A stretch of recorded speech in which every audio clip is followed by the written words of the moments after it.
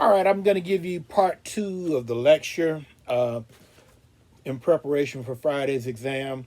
Uh, I'm going to be looking now at some other factors that ended the slave trade and also looking at what other Africans were doing in the period leading up to colonization.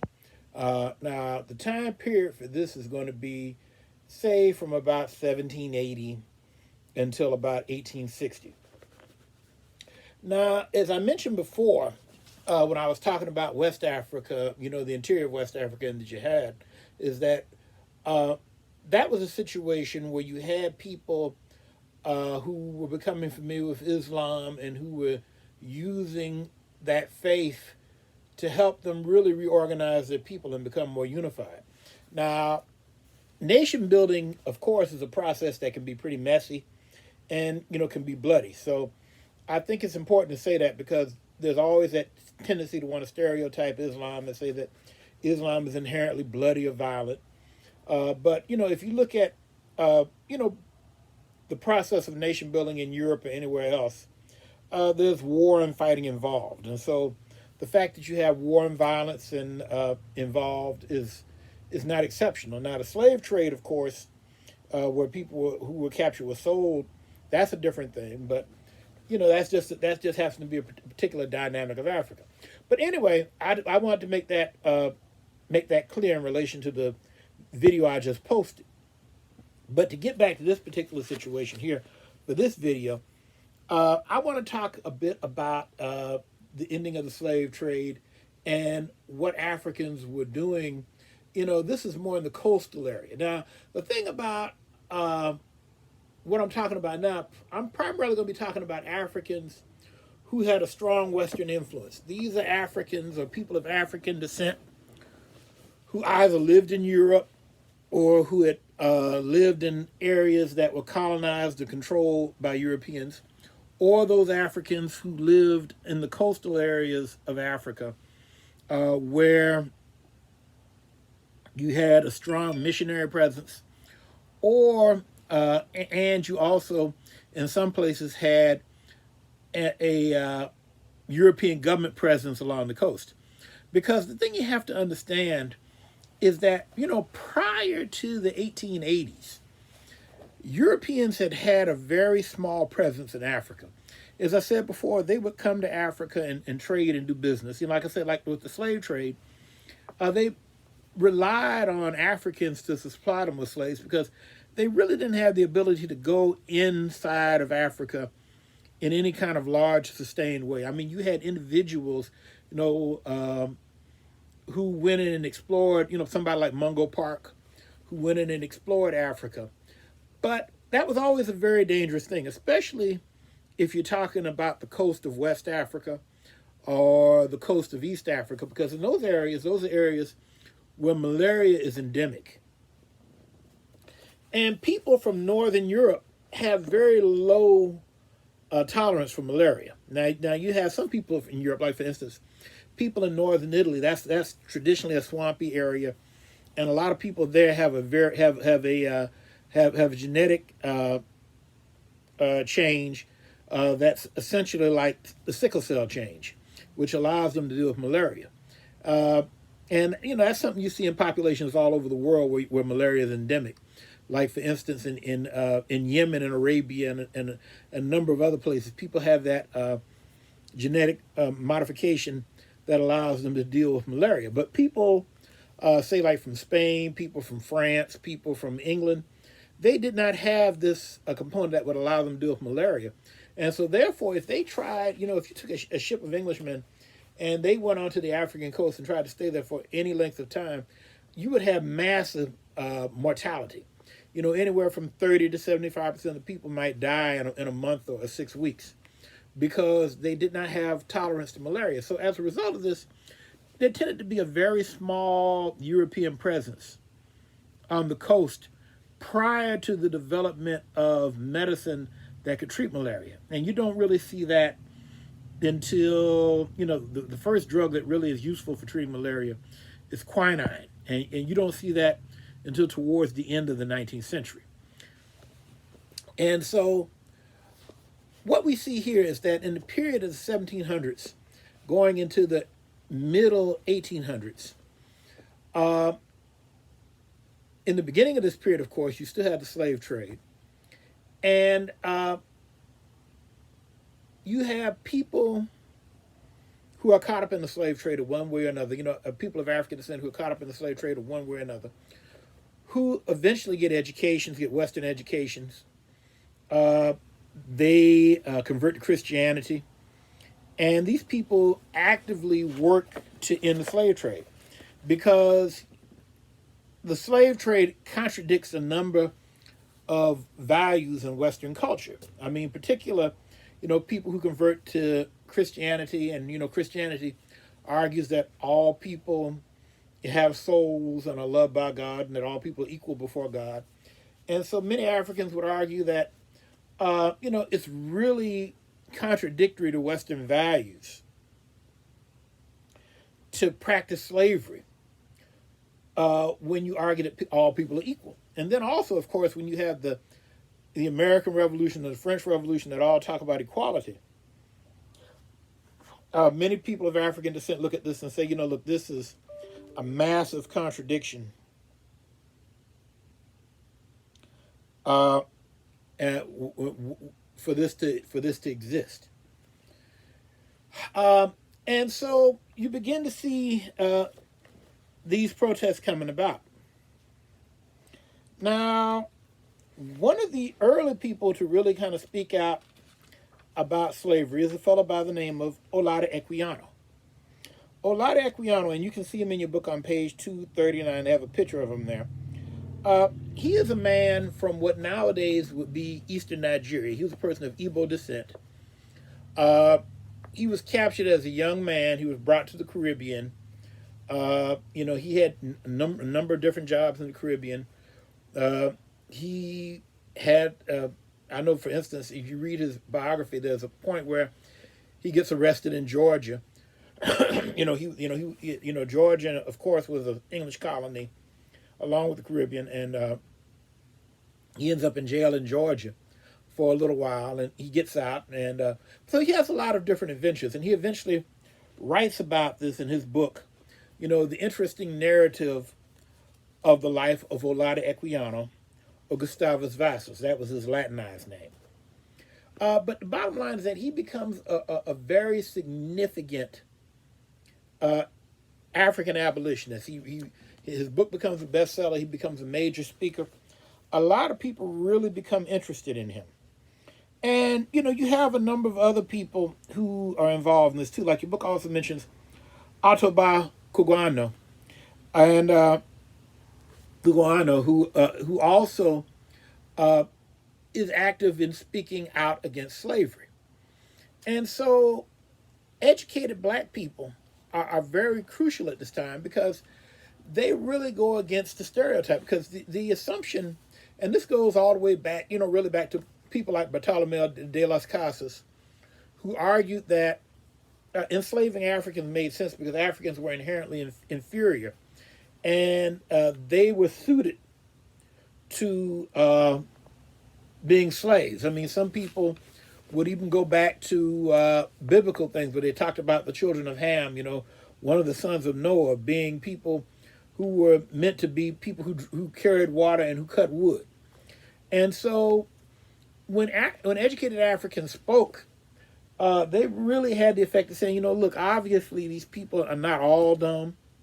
These people are not all inferior. They're not animals. These guys are capable of reading and writing and explaining themselves perfectly fine. And so through this really helps to inspire European and American abolitionists. And so the abolitionism movement grows. Now, to go back to my earlier lecture, remember I mentioned that by the time you get to the late 1700s, plantation slavery, sugar plantations aren't making money like they used to anyway. By this time, there are a lot of sugar plantations. The profit levels go down. Slavery itself is expensive. It costs a lot of money to buy slaves and bring them back to the Americas. Even though they're treated very badly, I mean, slaves usually lasted less than 10 years. But still, you have to keep somebody alive and feed them for 10 years to work. That's expensive too. Whereas in factories, you give people a job, you pay them money. You're not entirely responsible for that person's life. And so factory production was becoming more profitable than slavery. And so, as I said before, you have the force of educated Africans arguing against slavery. And then you also have people who, whites who look at this and begin to question themselves. And then also, there's just a financial motivation. And it's really interesting because, Aruba Kuguano, he is one of the first people to mention, as far back as 1787, to say that Britain, since it has the world's most powerful navy, should have a fleet off the coast of Africa to help shut down the slave trade. Now, eventually, Britain does become the first European country to outlaw the slave trade. Remember, Britain was the biggest moneymaker on the slave trade. But by 1807, they decided to outlaw it. And America, which is a new country, America had been part of the British Empire. But after 1783, after the Treaty of Paris in 1783, America becomes an independent country. And then after the promulgation of the American Constitution, in the Constitution itself, although the Constitution can never bring itself to say the word slave, there are many parts of the Constitution that refer to slaves, and the Constitution says that the slave trade would end by 1810. And so basically, Britain is the first to end the slave trade. America is the second. But Britain at this time is the major power. America is still a very minor power. The British are the major power, and so the British eventually they establish a fleet off the coast of Africa in order to shut down the slave trade. Now, the other thing that's really important, and this is a really important concept to understand, is that there was also a really solid financial motivation for keeping Africans in Africa. And that is that if Africans stay in Africa,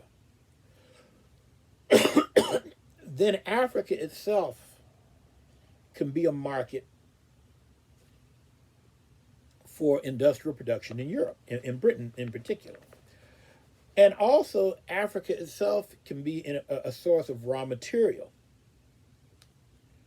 for Europe. Now, in the case of Britain, the item that was most valuable for industrial production in the early part of the 19th century was palm oil.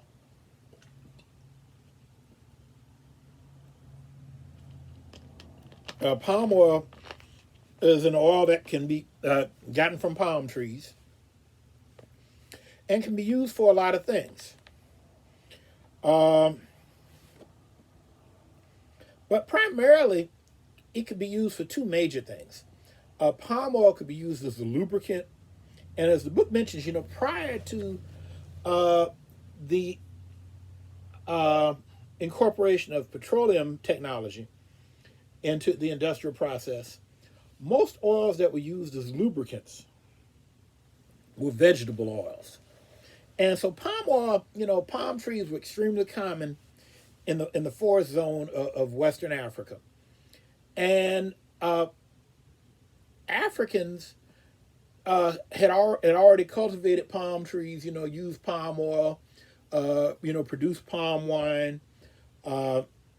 And so, there was already an internal market for these products. But once they realized that there was a significant European market for it, Africans really developed major plantations of palm oil. Now, the interesting thing about it is that, like I mentioned earlier about the wars that were going on, the jihads that were going on in the interior of Africa, as the slave trade died down, as the transatlantic slave trade died down, there was still a market for slaves in Africa. And one of the big markets for slaves in Africa was to use African slave labor on these palm oil plantations. And so as the slave trade went down, there was a market for slave labor to work on plantations in Africa. And so therefore this market really grew. And and for instance, a lot of people don't think about it, but we still have some major products that are still named after this period. Like everybody here has heard of, I'm sure everybody's heard of palm olive, palm olive soap. Well, palm refers to palm oil, olive refers to olive oil. Those are two of the major sources of oil. And like I said, this oil could be used for lubrication, but it could also be used for making soap. And so therefore, these were two major industrial processes in Europe. And, the palm oil in particular was a raw material that came out of Africa. Now, another major crop that could be used for oil production that was more common in the French territories were peanuts, or as Europeans refer to them, ground nuts.